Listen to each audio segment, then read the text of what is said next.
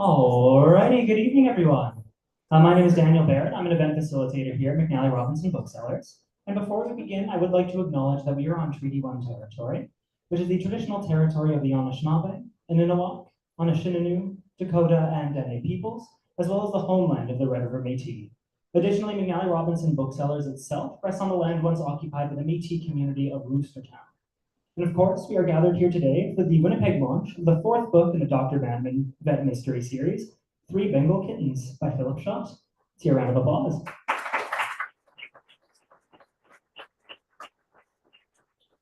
Okay, we are, of course, grateful to ECW Press for publishing this book and for making this evening a possibility for us. In just a moment, following my introductions, there will be a presentation and a reading from Philipp himself here at the podium. And then following that, there will be a conversation hosted by today's host, Joanne Kelly. So get a round of applause for her. And of course, at the very end, I'll go over the signing procedure. But before that, actually, there will be an opportunity for you to ask questions. So if you do have a question tonight, just raise your hand enough for me to see, and I'll come by with this wireless microphone, which is only to be to ensure that you're heard on tonight's live stream. The camera's here. And then I'll be back to review signing procedure. But for now, I do have the pleasure of introducing tonight's participants. Your host, Joanne Kelly, is a journalism instructor at RRC Polytech, a book columnist on CBC Manitoba, and the head of a herd of cats and dogs. Very fitting. Our special guest, Philipp Schott, lives in Winnipeg, where he practices veterinary medicine, writes, and shares a creaky old house on the river with his wife, 2 kids, a fluffy dog, and a skeptical cat. His first book, The Accidental Veterinarian, was a bestseller and was translated into 5 languages. 7 other books have since followed. So please join me in welcoming Philipp Schott.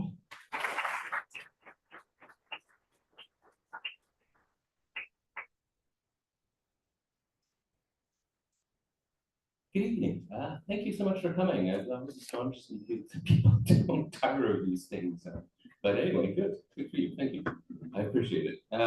So yes, 3 Bengal Kittens, the 4th in the series. As I've said before, reading from a mystery is difficult because you don't want to give spoilers. So I'm just going to start at the beginning, and I'll read the first little bit and then give you a taste. Because you're skeptical. All right. The prologue. They were hungry, very hungry. Normally, the food man filled their bowl 2 times a day. The first time was after he got out of his bed and made his hot black liquid. They would mew at him and wind around his legs, but he insisted on having his hot black liquid first. Then one morning, he did not get out of his bed. They mewed at him and they danced on his chest, but he still did not get out of his bed. This had happened a few times before when the food man had been looking at his noisy light box all through the night. But later, in the middle of the day, he always got out of his bed and filled their bowls. This time, he had not been looking at the noisy light box, and now it was the middle of the day, and he still did not get out of his bed. So they stopped mewing and began screaming. They were small, but they could scream loudly. Still, the food man did not get out of his bed, and then it was night. It was time for their second feeding. Now they screamed in his face, but he did not move. It was a terrible night. They were so very hungry, and now they were scared too. What if the food man never got out of his bed again? Who would fill their bowls? The next morning, they heard a knocking at the door and a ringing, then more knocking, much louder. Then the door opened, and a new person came in. The new person made loud noises. The new person went to where the food man was lying in bed. Then the new person made even louder noises. They ran up to this new person and rubbed on his legs and mewed. Hopefully this was a new food person. Chapter 1. He called again, Teresa said. She flashed Peter a smile after she said this, but it was a wry smile and her tone was sympathetic. Do you want me to write the message down? Same as before, Peter asked. Pretty much. No, that's fine. Then Teresa, thanks. That makes what, 6 times in the last 2 hours? Only 5, Teresa chuckled. She swiveled back and forth on her chair behind the reception counter, absent-mindedly petting Cantaloupe. The big orange cat was basking in a bright sunbeam beside Teresa's coffee mug. He had only been named official clinic cat for New South Wales Veterinary Services 2 weeks before, but he had already assumed regal command of the space. I'm sorry he's bothering you, Peter said, sighing, running his hand through his unruly hair. I'll call him back right away and tell him to start. No, it's no bother at all. He seems to be in a good mood today, and anyway, it's a slow morning. It was true. Susan Gislason had canceled because Peter, her dachshund, had suddenly started eating again after a mysterious 3-day hunger strike, and the cat spay had turned into a neuter, a much quicker surgery when Peter discovered the princess was actually a prince. When am I supposed to be at Chernoff to look at that bull? Not until 1 o'clock, and you've got only got Michelle Nyquist before then. So you've got plenty of time if Sam's chatty. Not if Michelle's chatty too, Peter said. They both laughed. Peter stared at the messages on his desk as if looking at them just the right way might somehow change their content. He stretched his long arms and rolled his head around on his neck a few times. It was a gorgeous late September day out there, his very favorite type of day. Not too warm, not too cold, aspen and birch glowing, smell of earth, crunch of leaves. But he was in here, waiting for Michelle Nyquist and avoiding calling his brother back. Sam Bannerman had returned to Manitoba that summer. His existence as an artist in Toronto, which had always been tenuous, had become unsustainable as rents continued to climb and sales of his paintings continued to dwindle.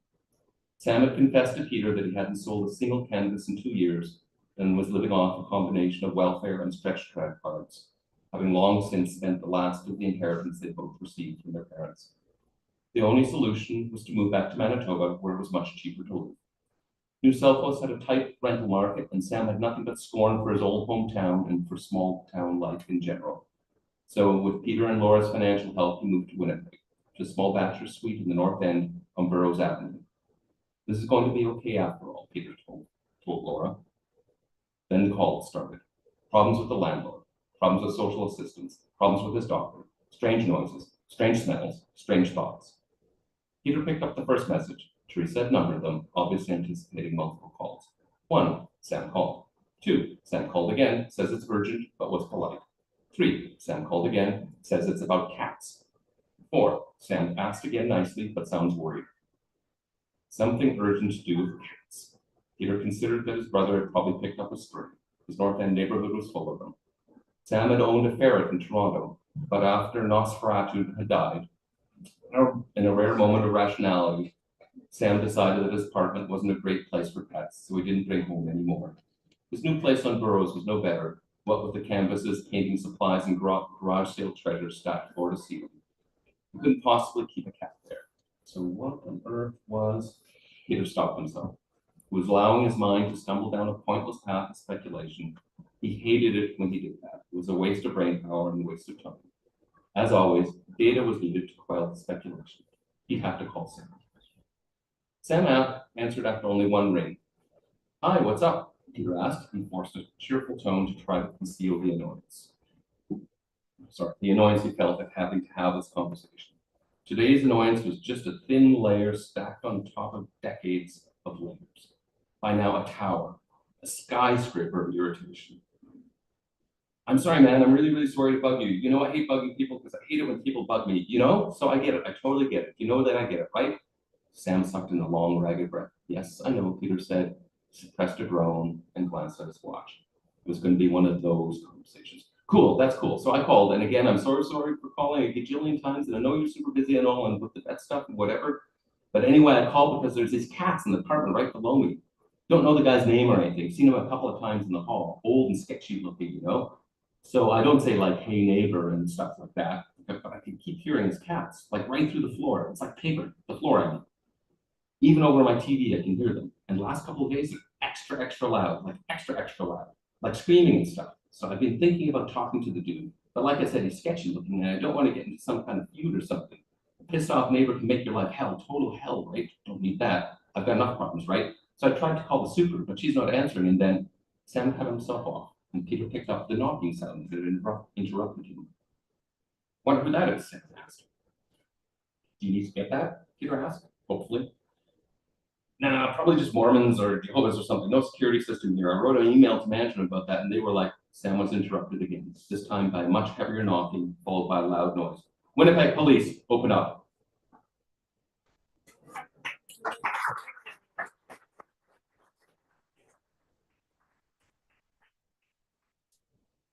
So many questions.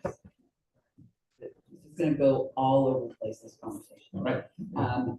There's, as someone who's read all 4 books, there's themes of family and self-awareness, and there's so many threads going through here, both heavy and dark and light, and I want to get to all that in a moment. But I want to talk about what the 4 seasons that I've sensed in these books so far. I want to start kind of light. This book, there's so many references to the beautiful fall light, right? Mhm. The aspens, and we all know that driving down the highways and what it looks like. We may not be Ontario, but we have a beautiful fall. And I flew in, took me a while. First book was winter, second was spring, then summer, and now fall. How important are those seasons, the weather, the outside kind of world on these books? Yeah, I think it's important to me. So it was important to have that in my writing, and to one of the things I want to do with these books, besides just entertain, is obviously the main purpose, but is to showcase Manitoba in a way. Like this is, to use an American expression, seen as flyover country. You know, people they're not necessarily negative. Well, Manitobans are negative about Manitoba, but people else are kind of indifferent, right? It's just a blind spot. It's not something they think about. So it's been very gratifying to have people, have readers write from all over the place, from the US and UK and so forth, saying, wow, Manitoba sounds really cool. It sounds really, oh, it is, yes. And so part of it is that seasonality. And this is one of the first ones that had a real focus in the city as Right. well. And I mean, there's a kind of a gritty edge to where Sam lives, but you also take him through the woods and the trails along the river that I Right, run yeah, on. Like yeah. there's something special when you're reading about your own hometown and seeing it through the eyes of an author. So you're getting calls from around, or emails or letters from around the world, but people in It's written for Manitoba. Winnipeggers, though. There's little Yeah. nuggets in there. It goes into Cinnamon Forest and so Yeah. forth, and goes to community businesses. That's on purpose, right? Just to make people, help people connect with the story. And I would say the connection comes whether you're from Manitoba or Winnipeg or not. A lot of the connection comes not necessarily from the murders, though I found out something interesting from you just a few moments ago I'm going to get to. But the connection to people, and there may be an assumption that it would be hard to connect to Dr. Bannerman, but you do such an incredible job of exploring his psyche. And I would say in this book, you really, he questions himself. He's really becoming, he's always worked hard to be self-aware, but there's a lot that kind of cracks and shatters a bit for him in this book. And how different was it going there with him? Yeah, it's funny that, and I'm glad that you pick up on that. And I only really noticed it myself after I'd written. It's this sort of an organic process how the characters develop as you write them. It's a weird thing, a lot of writers talk about that, how characters sort of take on a life of their own and they start to dictate the terms in a way, and this sort of evolution seemed to be just happening naturally. It wasn't, and I'm a pretty deliberate person. I'm like a list maker and all this kind of thing, but not for this. Like these are not planned out that way. They just flow. The books wouldn't work as well if they were. There's Yeah. a sense and especially in number 4, I got a real sense of being along on his journey as you get the sense that he's been very boxed. He's put himself in a box that he understands exactly, and these mysteries kind of opened the world up for him a little bit. And I felt in this one particularly that they were making him question himself more, his own view of himself, which is a super important thing to do as we grow as humans, but I think has been harder. Yeah, for well, he Dr. starts Bannerman. out very self-confident, very assured of his knowledge and ability to rationally analyze every situation. But of course, if you live in the real world, it only takes you so far. And also, I mean, the family threads through here. We got introduced to Sam, and there's so much guilt and a bit of shame and anger, and then guilt and shame at the anger and the resentment, but love and protectiveness. There's so many elements between the 2 brothers, and that brings out a whole other, because we've seen him with Laura, right. But to see him with his brother and all of you can really relate as families. Yeah. And that, to me, that honestly was the strongest thread through the book, watching him navigate that relationship. So how did you build that? Yeah, part of it is I wanted to expand the cast of characters.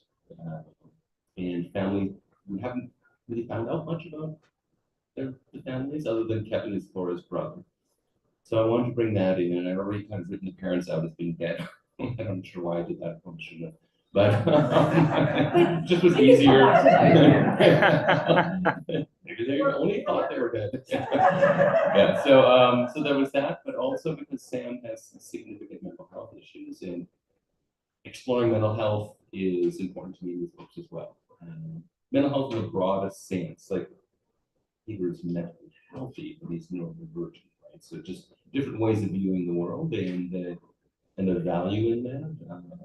Sam comes across as pretty crazy, but you see the humanity in that as well. Absolutely. And then, yeah. And the comparing, maybe that's not the right word, but the way they both approach logic, but with very different end goals. Yeah. Peter's approach to logic, and I think that's kind of what I'm getting at, is I've watched Peter break out of his kind of narrow self-confidence about his own logic as he watched, he places Sam in a box as well. When Sam is healthy, his logic may take him someplace most people won't, but when he's unhealthy, it takes him here. But I think it gave him a new appreciation for Sam as well. Yep. Yeah. Yeah, no, that was the intent. And that relationship goes to some dark places, like the way, and I imagine people in the audience can relate to, family isn't all sunshine and happiness. Maybe in the Brady Bunch it is, but in real life there's a lot of heavy emotions there. Yeah. How was it navigating all of that kind of heaviness, balancing it with lightness? Yeah, it's kind of like I said before, it just seems to kind of come, it's not deliberate, it just flows from that. You lived a while, I'm 60 years old, brother, I have family, and so on. So I can tap into all that. I feel sorry for younger writers who don't have that to tap into. Not the specifics are kind of made up, but just the at the emotional level, that just drop from that naturally if you're trying to write real people. Things. And I'm going to move on from Peter's personalities growth that I saw in this in a moment, but it absolutely does open you up for future books. Like I really did get a sense in here that he is becoming self-aware at another level of himself. Yeah. So hopefully, the next one's written, it's done, they've got the manuscript. We're probably 5 Icelandic ponies, hopefully. Again, so there's no plan there, so hopefully that flow is just carried that forward. And what do you hear from readers about their connection with Dr. Bannerman in particular? Well, it was interesting because the first book, in 54 Pigs, it was a really divided, like a lot of people didn't like them, found them too cold, too rational, and too just kind of prickly, difficult to, so because I hadn't made it in any way explicit that he was neurodivergent. So we discussed it with the editors and so on, and said, okay, let's just plant a little seed in 6 Ostriches and just give people a framework. Sometimes people just need a framework just to click, just change their view a little bit, put them, I hate the labels in a way, but it is helpful as a guidepost in the explanation. And people really warmed up. Yeah, and I love the way you phrased that, the little click, because I felt a strong click to another perspective on him in this one. And I love hearing that it was actually organic and kind of driven by the set of character versus you having mapped it out. But of course, the other big characters in your books are the animals. As a vet, how do you, like I'm listening to the cat's viewpoint. Of course, we can't be inside a cat's head. And you're not really humanizing them, but they're motivated by animal instincts for food. But how much fun do you have writing? That's honestly the most fun part. So this is the new in this book. The kittens get their own chat. It sounds ridiculous for me to say it like that, but peppered throughout every 4 or 5 chapters of a little mini chapter from Mr. Bingley's perspective. The best name. And it sounds absurd, and you're all that always run away. But I think it works. It's fun, It and does work. it's those bits, the little intro bits, the prologues, that always gets the most positive reaction from readers. So okay, I'll go with that.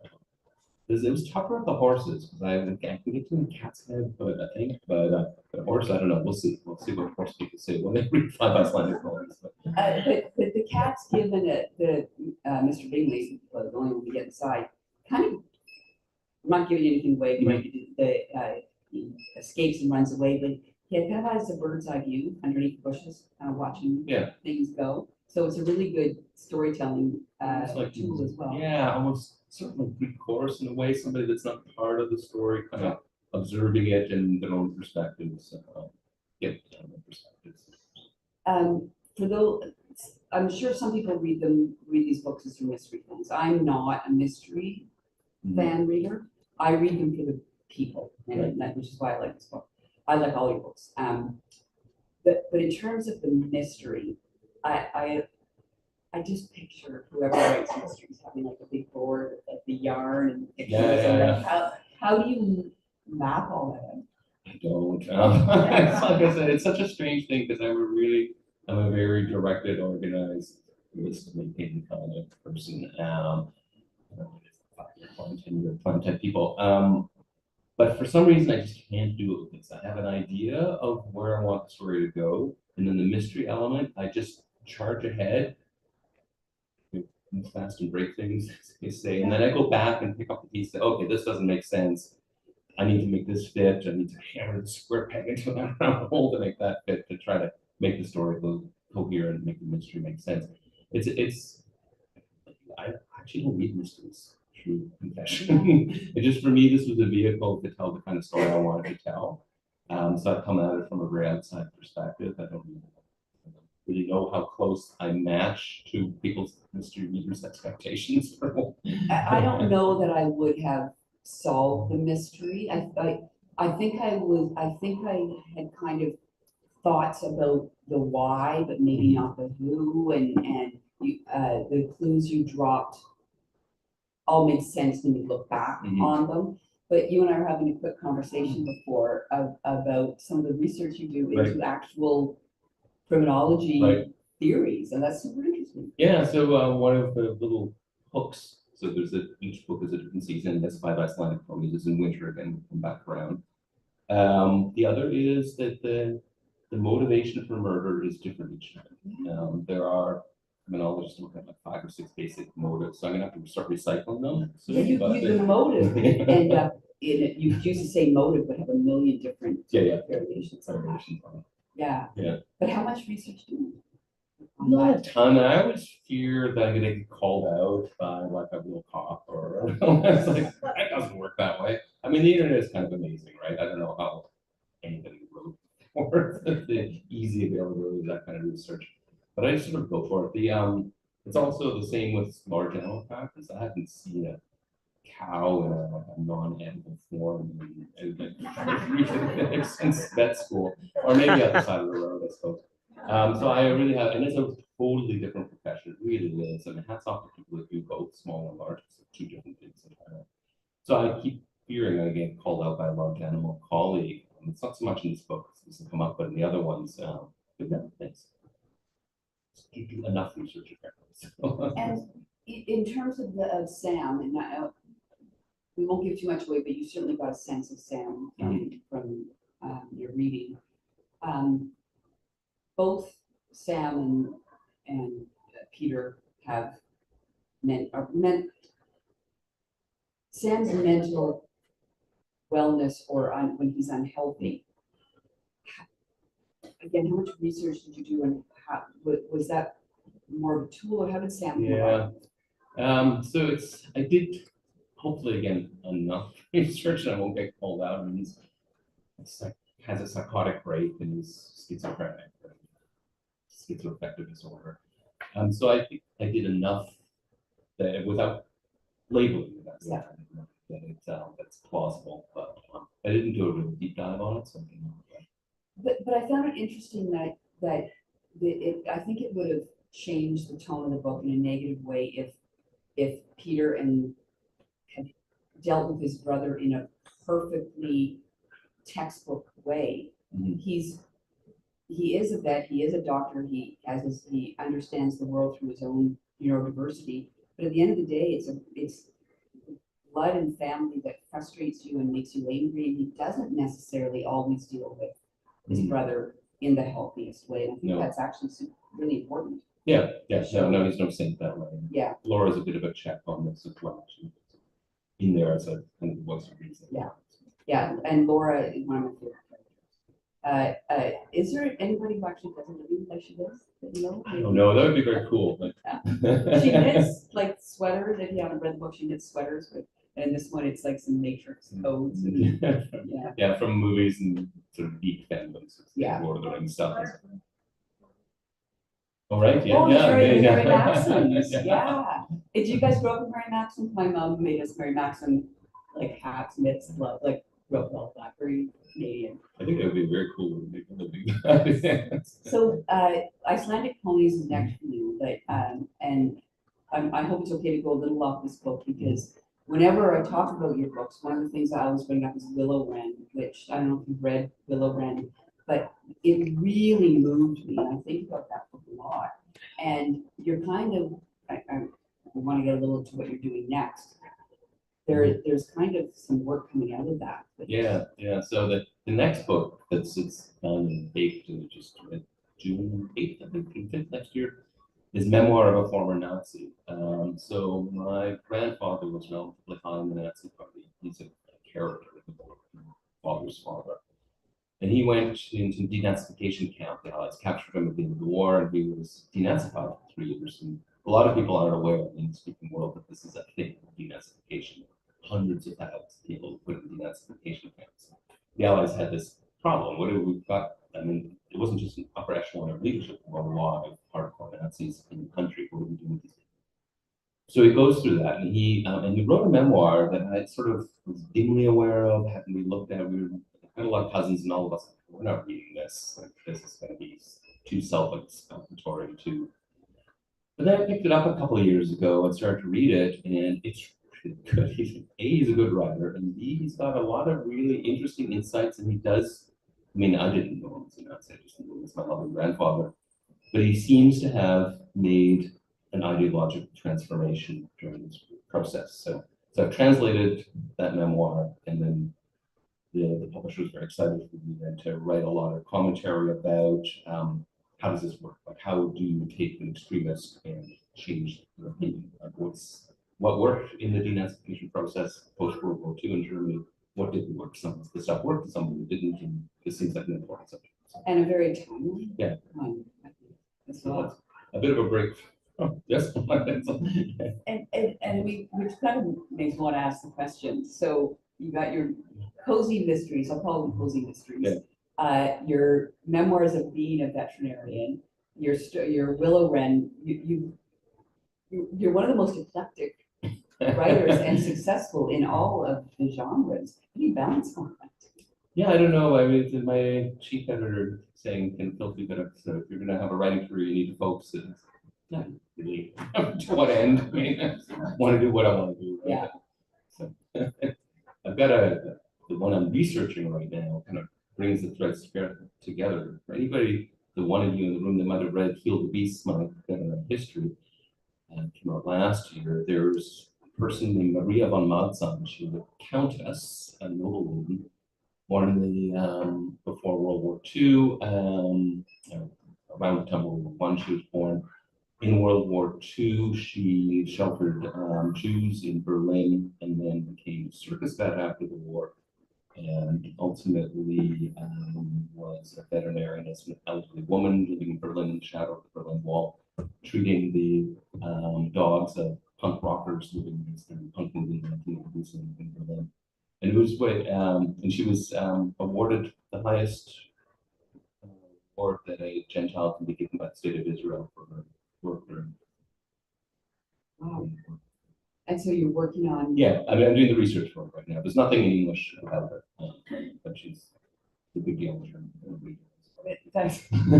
So, yeah, and a really interesting person. I mean, just from childhood on, you can tell she's like, they broke the mold, right? Yeah. Her parents didn't know what to do with her. And there's something about animals and clearly all of your books have that element in it, and you have it as well, and the readers. I don't know that you need to be an animal person to have to enjoy these, but it certainly helps. What do you hear from people in terms of what they bring to your books in terms of animal loving? I think that's the thing that people are looking for, right? And I think I seeded a little more veterinary content in this one, and Five Flying Ponies has a little more yet, but people want more. Yeah. From me, so. Yeah. Well, and if you're a veterinarian person, I don't know if you watch my dad, my very elderly dad is addicted to like Dr. Pol, like the veterinarian shows and all that. And people love it. I mean, you can't get enough of the animals. And I'm just thinking, does anybody have questions?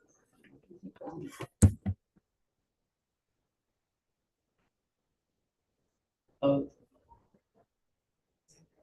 Okay. We encourage questions. Yes, I'm going to encourage questions, but I'm going to keep talking. Yeah. So, the murder mystery itself, and I don't want to give too much away. Yeah. I'm not going to give too much, but we can talk about the victim, right? So without giving anything away, that also touches on some dark aspects as well, both in how he's killed. Yeah. What police think happens at first, but also his background. Yeah. So is Peter to talk about his background? It's because that's actually was the genesis that Lorraine and I were in Dubrovnik, Croatia. This last fall, something like that, 2 years ago, and I read a bit at the time and kind of rekindled my memory of the Yugoslav Civil War, of Yugoslavia, and that this idea of people that are really similar in a lot of ways, turning on each other. Serbs and Croats and Bosnians and so forth. So that was the genesis of the idea. So that the plot does revolve to some extent around ancient hatreds. And war crimes. And yeah. And then the way he's killed, that was just sort of an attention getter in a way. Like, I don't know, I'm sure I think maybe something's irritated with me because it's supposed to be, he's supposed to be cozy. It's supposed to be. When I wrote 54 Pigs, I handed it in and said, "Oh, you've written a cozy." Oh, okay. What's that? I have no idea, right? I had no idea what a cozy mystery was. However, I use the F word too often. So if you can DF the pigs, then so fortunately with those of you that work in Microsoft Word, you can do search, and there were like, I don't know, 35 of them or something, maybe 40 or 50, and so what's an allowable amount? Yeah. So keep it down to single digits, drop it down to 8 or 9, and here's only the villains swear.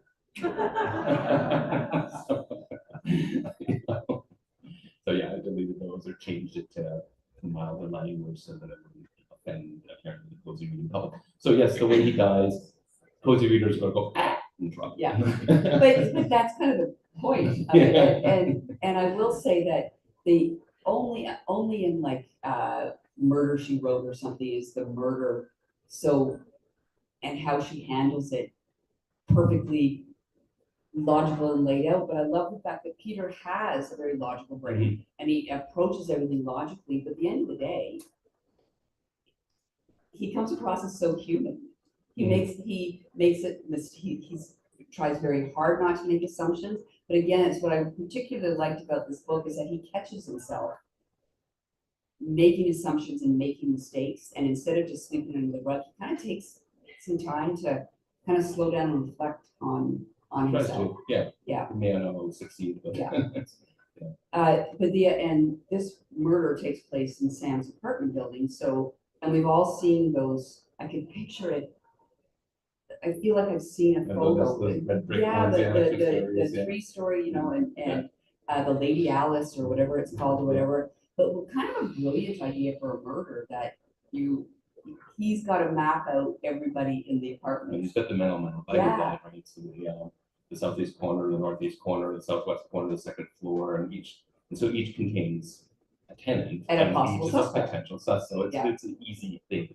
Yeah, and I always have to think east, southwest. So I almost had to stop and draw a picture of the apartment building so I knew where everybody was.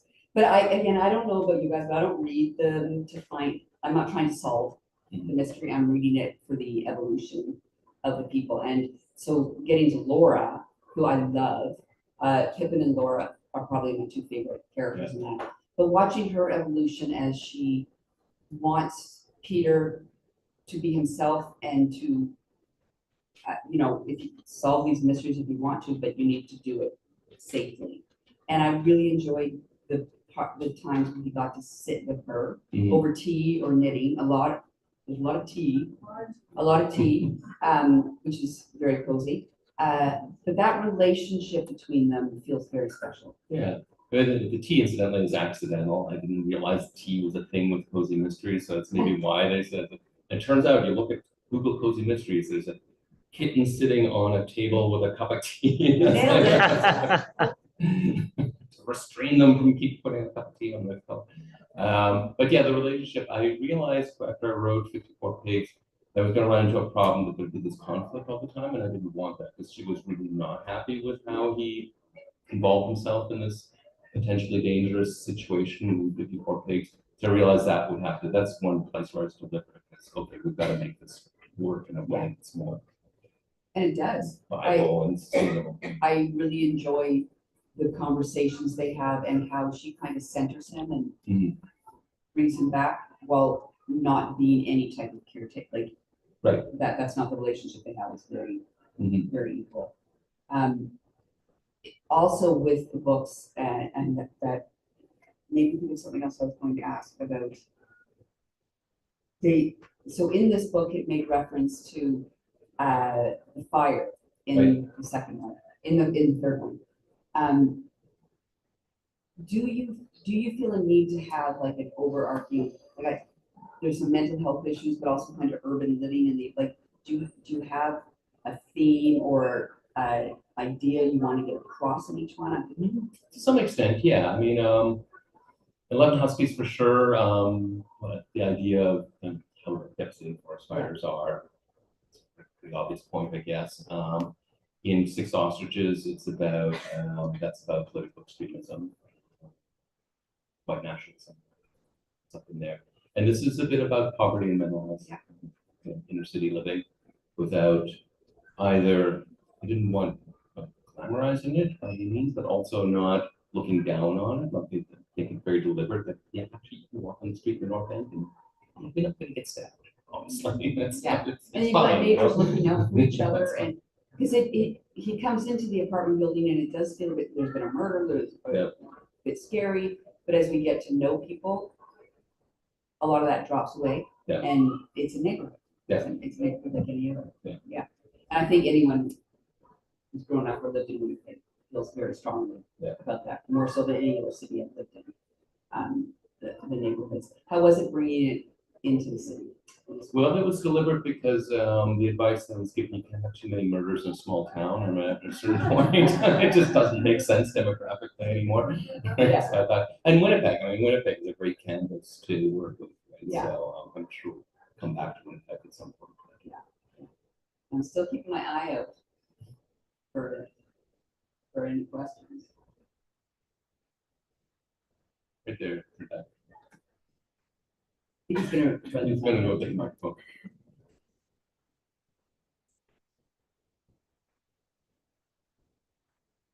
I've read all the books and I'm a murder mystery reader first. Okay. And then, but I love the things you do with people and with the Winnipeg scene and with animals. I'm an animal lover, so I can hardly wait for the next one. I've been very eager. And of course, as you read them, you conflate the author and the doctor. So I'm wondering, are you like Peter? Yeah. And you're not telling me now what you just said. You don't actually not drink tea. Don't tell me that. No, I do drink tea. Because I now time my tea. I've never timed my tea to the degree I do now, and I feel this connection. You read these books, you feel connected to this person, but I'm curious about how much you're like. Yeah, no, I like Lapsang Souchong, especially as far as tea goes. It's funny. I do get asked that. Some frequency. And when I wrote 54 Pigs, it was entirely, in my mind, I was writing a fictional character. Now, you've got to base things on things you know. So I'm basing it on things I know. But people again and again said, oh, he's kind of like you. And really? Am I like that? So I think it's me if I was like further out on the autism spectrum. Got a probably a pinch of it. He's got more of a pinch. Let's put it that way. Really a fine writer, so I'm really glad Thank you got to make this year. Appreciate that. Thank you.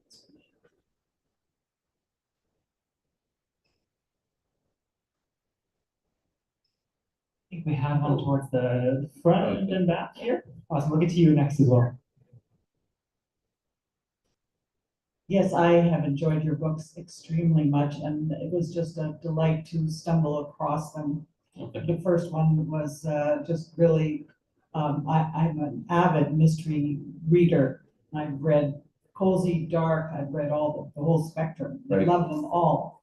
And this one really spoke to me because of where it's located. Right. And Yeah. that was so unusual and so delightful. Thank you. Okay. So to that end, I'm wondering, will you ever consider moving the location of Dr. Bannerman maybe a little out into Manitoba, somewhere else? Yeah, so yeah, as I said, you can't be the murders can't be in New South Wales all the time. So yes, I'm thinking about the Whiteshell. I'm thinking about Riding Mountain. I'm thinking of Or he and Laura can go on a cruise in the Caribbean. Well, and I think Iceland is for sure going to feature at some point. The World Scent Dog Championships are going to occur in Iceland, and it's going to have to take Pippin to Reykjavik. Look at something there. You need to be careful about inviting them anywhere that someone will die. Someone will I have it.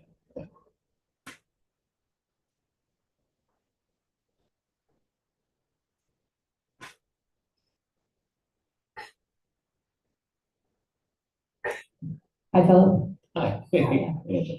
I'm curious, having read the first several of your books, actually all of them, are you getting surprised by how the characters are evolving? Are you discovering things around, say, Laura or? Yeah, like like I mentioned to Joanne, it's a weird thing how they do take on a life. And I'm not a woo-woo person, I'm a science person, right? But it's an odd thing as you're writing that you kind of feel them inside you. You hear this. I can't really explain it in a way that doesn't sound stupid. but it happens. It's a real thing for sure. And as to am I surprised? No, I mean I think it's kind of a logical evolution for each of these characters.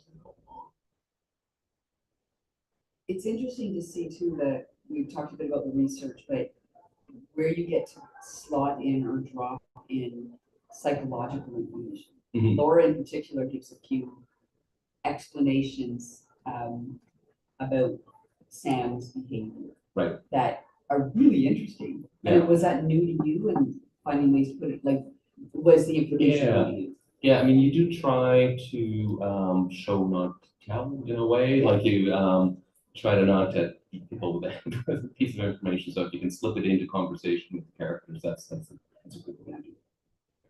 And animals too. Yes. So you've got little bits of information about different the cats and Yeah. fun to read through. I like putting in like trivial knowledge too. My head is full of former reach to the top champion.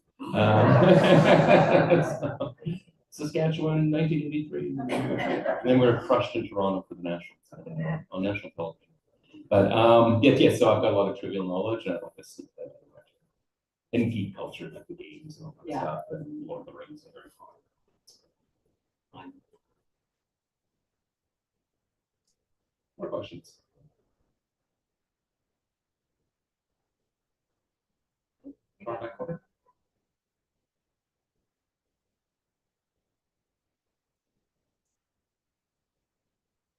I was just wondering why you chose Bengal cats. Yeah, and I almost regretted it because there was some confusion at the publisher whether I was writing about tigers initially, and that people would see on the cover think it's tigers, and no. I mean, I had a lot of Bengals as patients. I was a big chunk of the latter part of my career was doing feline cardiology, like ultrasound, did a lot of ultrasound of cat hearts and Bengals, unfortunately, from the heart disease. So I saw a lot of them. And yeah, I'm not sure I would own one. They're very intense, but they're beautiful, interesting creatures full of personalities. So I thought, okay, that's the right kind of cat for the story I want to tell. And what's with the numbers?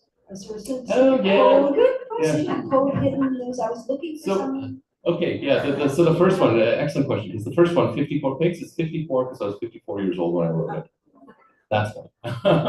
And then, and I've got this kind of pattern-seeking mind, right? So okay, we're gonna use this now. It's gonna be a different number every time. It's gonna be a different color on the cover, and so just to kind of brand it, I guess.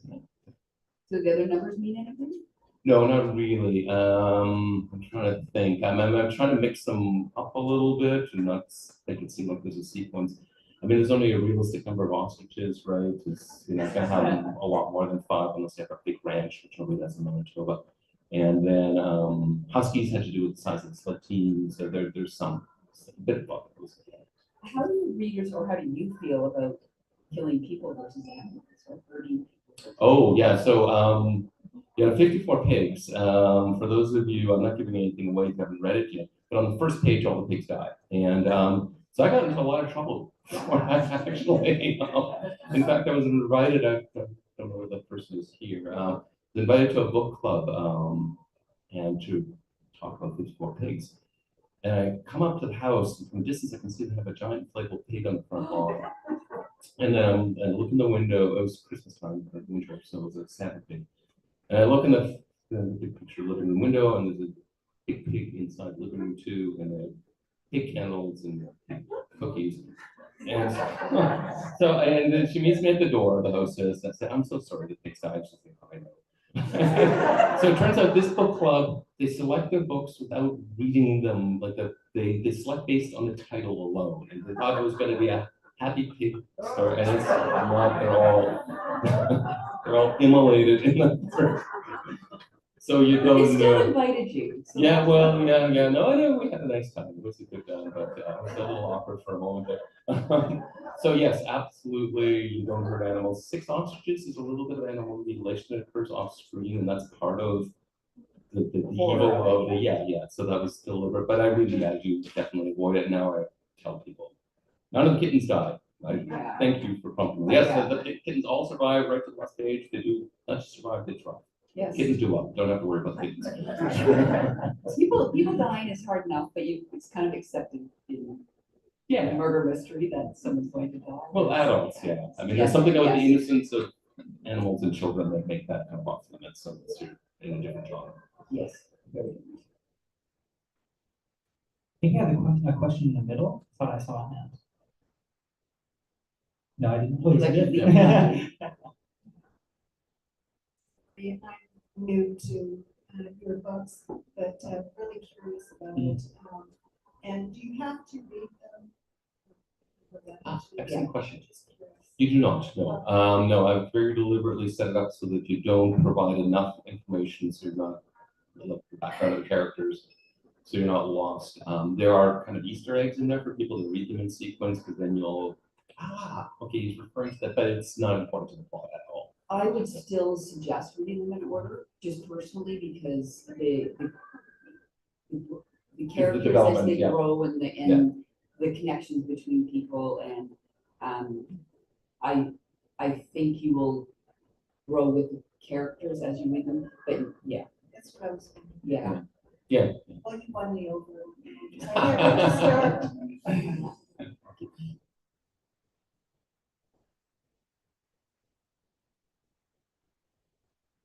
Any more questions? Yes. I can't remember, but how old is Pippin? Oh I no, know Pippin got, I thought of that. I know, yeah. How old is it? How old is Pippin? It's a good question, and I don't know off somewhere in there. One of the books, there's a mention of age, but he's young enough that he's not going to die in the series. Quite healthy, nothing to worry about. Yeah, exactly. And Pippin, for anyone who hasn't read the books yet, is his dog. But he also has a really super good nose. And he's the most popular character Yes, everybody loves Pippin. And in fact, in the first book, he had a smaller role, and the editor said, no, the dog. We want the dog. More dog. All right, more dog. Yeah, no, it's awesome. No, my dogs are not that bright. They're beautiful. They're beautiful creatures. They really are. I mean, in orbit before now, we've got little Shetland sheepdogs, and he's lovely. But we named him Newton because he thought he was going to be really smart, Isaac Newton, because he seemed really smart as a puppy. But I don't know. I blame our children. Well, I've never been a cat person ever, and I live in South Osborne, and I got mice. So I got cats, thinking they would just be, they are my world. Now I love them so much, and I named them this audience looks like they might appreciate the names. They're Ted Baxter and Rhoda Morgenstern. Yes, but I had no idea that cats had that much personality. Oh yeah, absolutely. Yeah.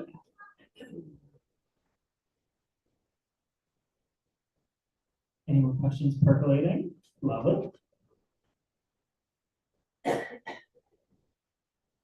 I just really appreciate, as I've been reading the books, how centered it is in Manitoba. As someone who has grown up in the area in multiple different cities and stuff, I'm just wondering if like places like Steinbach or Morris or Winkler are going to make It's quite the list. Yeah, I don't know. Yeah, as I said, it does have to move out of this fictional town in New South Wales. I'm a little cautious about going to smaller, like Winnipeg is fine because it's big and anonymous, but smaller centers where I'm not from and I don't know anyone, that I might make a misstep, like mischaracterize the town or something. So I have to be a little bit cautious about that. But for sure, yeah, I think that I want it to continue to be about Manitoba. You get reaction from people who may contact you, but are you doing readings and other, like, interacting with people obviously outside of Manitoba? Yeah, odd little, I mean, it's the publishers, it's small independent publisher, right? This is not just like Simon and Schuster that I'm working with. So they've got a limited PR budget, but I've done California, but that's all online, of course, they don't fly me down there. Oregon, and in Massachusetts, there's the libraries in suburban Boston that keep having me come back, and that's actually for my hey, I've got a newsletter. Anybody want to sign up to my newsletter? Once a month, a little snippet of writing and just what I'm up to. And like 2/3 of my newsletter subscribers are from like suburban Boston. They like their tea.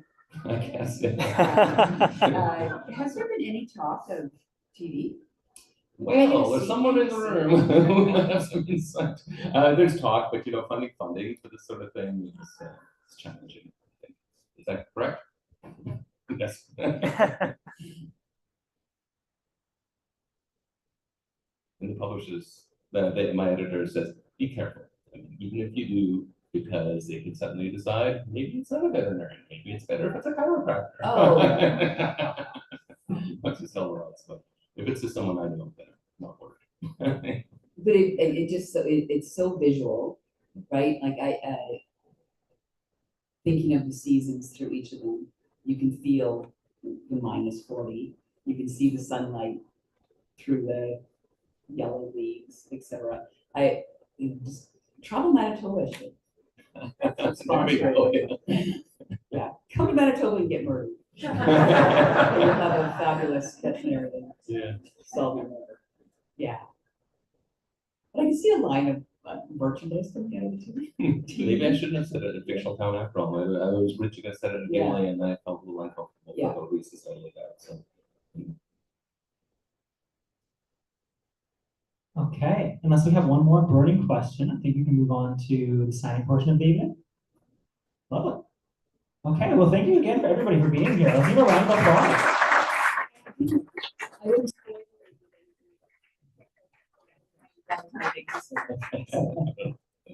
But yes, thank you again for everybody joining us today, and both in person and online, and to ECW Press for making this evening a reality and for publishing this book. Let's give another big round of applause for Joanne Kelly for being here to host.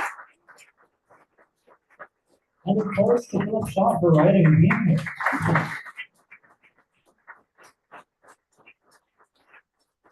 Oh, yeah, yeah.